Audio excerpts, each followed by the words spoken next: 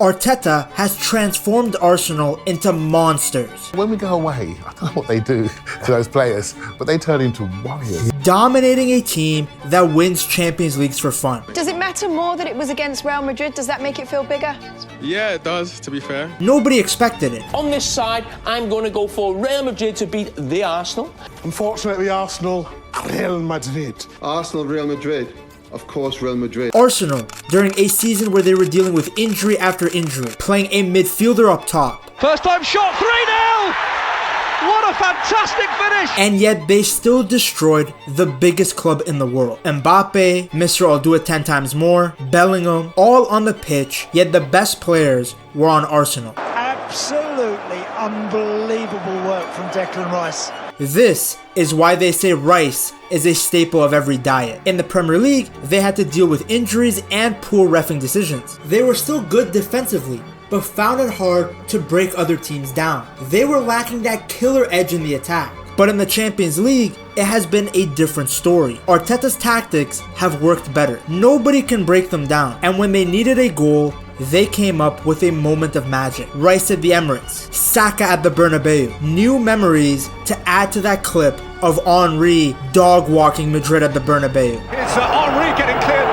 It's Thierry Henry! He scored! He scored for Arsenal in the Bernabeu! Basically identical celebrations, both at the Bernabeu, you and Thierry. Very cool.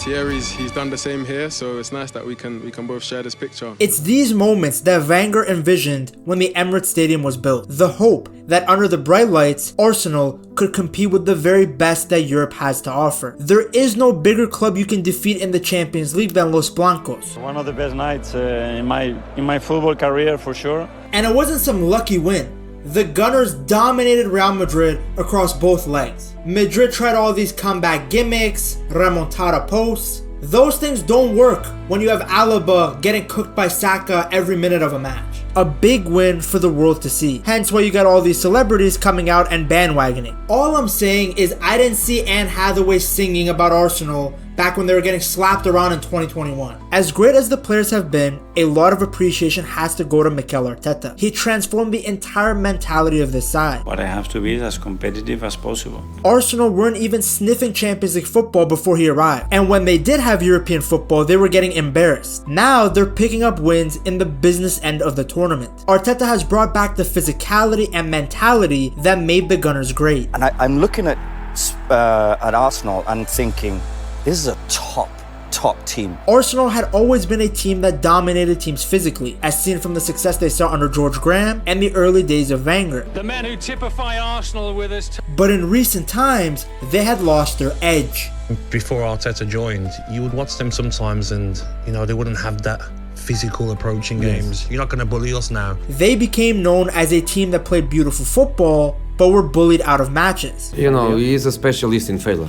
Well, Arteta has changed that mentality and brought back the qualities that made Arsenal such a successful club. Arteta is better than Arsene in terms of management, of being ruthless with his players. That's the first part of it, to create an atmosphere that makes it really good for our players, really difficult for the opponent. He has a strategy that will take Arsenal back to the top. You know that Arsenal are good again when there's jealousy towards them rather than pity. Well, I prefer this much more than somebody clapping my back after the game saying, well done, you guys are in the right direction. The Premier League slipped by them, but now the team's focus is on the Champions League. 2 deep runs in the tournament in back-to-back years, the Gunners are finally making some noise on football's biggest stage. The historical kings of European football are out.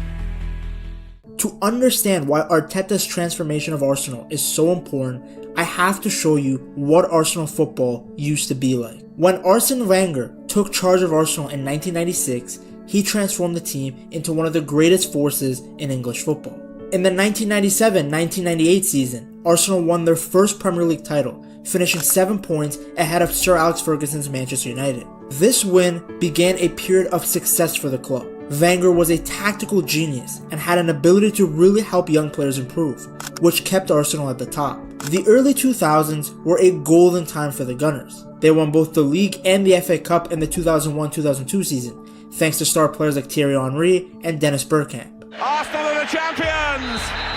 They've taken the title away from Manchester United, and they have done the double. Under Wenger, Arsenal won 3 Premier League titles, including the remarkable 2003-2004 season where they went undefeated, earning the nickname the Invincibles. Arsenal have gone through an entire league campaign without losing. To not lose a single game in the entire league campaign is something that is almost impossible to replicate. It showed a level of dominance and brilliance that hadn't been seen before. At this time, Arsenal played fluid football, but were also an insanely physical team. The midfield partnership of Patrick Vieira and Gilberto Silva was scary. 2 giants that were good both defensively and going forward. In defense, they had Sol Campbell and Kolo Touré, a wall with Jens Lehmann behind them. Everyone understood their role and executed with precision. As we will see later in the video, Arteta is making his own type of unbreakable defense. Just like Wenger's early 2000 Arsenal sides, Arteta knows that a good defense is the foundation for a title-winning side. But you see those 2 centre-backs at that age in the Premier League doing what they're doing, that's very strange, but credit to them. There is something there that is not tangible, but it's very, very important in certain position, and those 2 certainly have that. But that greatness was tough to maintain. After the remarkable unbeaten season in 2004, Arsenal saw a notable drop in their performance and faced a period without winning any trophies. Do you look at the difference now following the Invincible year? When you win the league and how quickly it changes. We didn't improve. They reached the final of the 2007 and 2011 League Cups, but lost both. With the performances dropping, they began to lose some of their most important players. We're losing players, key players. Patrick Vieira, Perez, Ashley Cole, and Lundberg were sold to begin a rebuild around the new up-and-coming young talents like Cesc Fabregas. And because of Cesc, the player that he was, he started to think that he had to build the team around Cesc Fabregas. Club legend Henry signed for FC Barcelona after 8 years at the club. I wanted to do it though because I think you have to leave a club a certain way. And I thought it was the proper way to leave it. Former keeper Lehmann believed this transition was too quick, and that the younger players did not learn the old values of the title-winning sides. It's not easy. The philosophy seems to have shifted a little bit. As the face of the Arsenal setup rapidly changed, so did their ambitions, as Arsenal began to convert into a global brand. The innovative idea to leave Highbury to move to the Emirates Stadium was taken on the assumption it would open the club to achieve a greater commercial revenue, which would in turn be used to fund future transfers. That was the plan at least. But for a while after 2006, the board tightened their spending. They seemed to be happy just creeping into the top 4 and collecting money rather than trying to compete for titles. No money. The money went into the stadium. And we were losing players every single year. The loss in physicality was one of the most notable things to change about Arsenal. The physicality is not there. Before we had a combination of physicality, character and technical skill. These 3 ingredients right now are not seen together. The Invincible side combined skill with character and athletic ability, but this new Arsenal side under Wenger only focused on skill. The most significant signings between 2004 and 2009, I can't think of a word to describe that bunch. I could, but it might not be usable on television. But they're certainly not what I would call the type of characters that you would want to win you a league. The powerful characters, the strength that you need running through your team. This is something that Arteta was able to immediately identify and fix, which I will show in detail later in the video. We have to be dominant, we have to show passion, and we have to show aggression. The 2011 Arsenal team wasn't bad, but although their football was aesthetically pleasing on the eyes, they weren't winners. What's worse is they began to lose their star players regularly now. Players knew that if they wanted to win trophies, their best chance was outside of Arsenal. Fabregas, who was at the heart of the Arsenal rebuild, left to go to Barcelona. Samir Nasri joined Manchester City and won a Premier League title. I knew that I made the right decision. Van Persie left to join rivals Manchester United after having his best individual season at Arsenal in 2012. Next season, he won the Premier League with United. I had to wait for so long for my first title. Even when there were some bright moments, like landing Mesut Ozil from Real Madrid, then winning the 2014 FA Cup, it was followed by disappointment, like their 10-2 aggregate loss to Bayern in the Champions League. An embarrassment for Arsenal and Arsene Wenger in the Champions League, eliminated for the 7th successive season. At the last 16 stage. A reminder that they were not even close to the big teams in world football. The club was broken and a shadow of the teams we saw in the early 2000s. It's very sad Very, very, very sad. I'm very sad tonight. The fans were upset and were now calling for Wenger to be fired.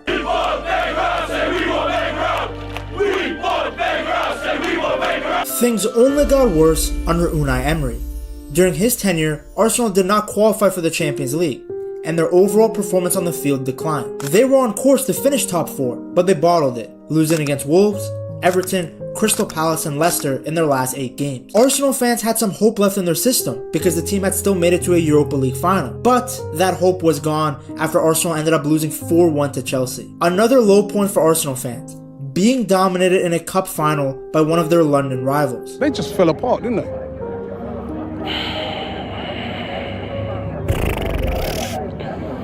He's speechless, and I can understand why. It was poor. The next season didn't get any better, especially when the Xhaka incident occurred. Xhaka was made the Arsenal captain by Emery, and when he was subbed off against Crystal Palace, he was booed by the Arsenal fans for his poor performances on the pitch. The Arsenal captain cupped his ears while hurling swear words back at his own fans.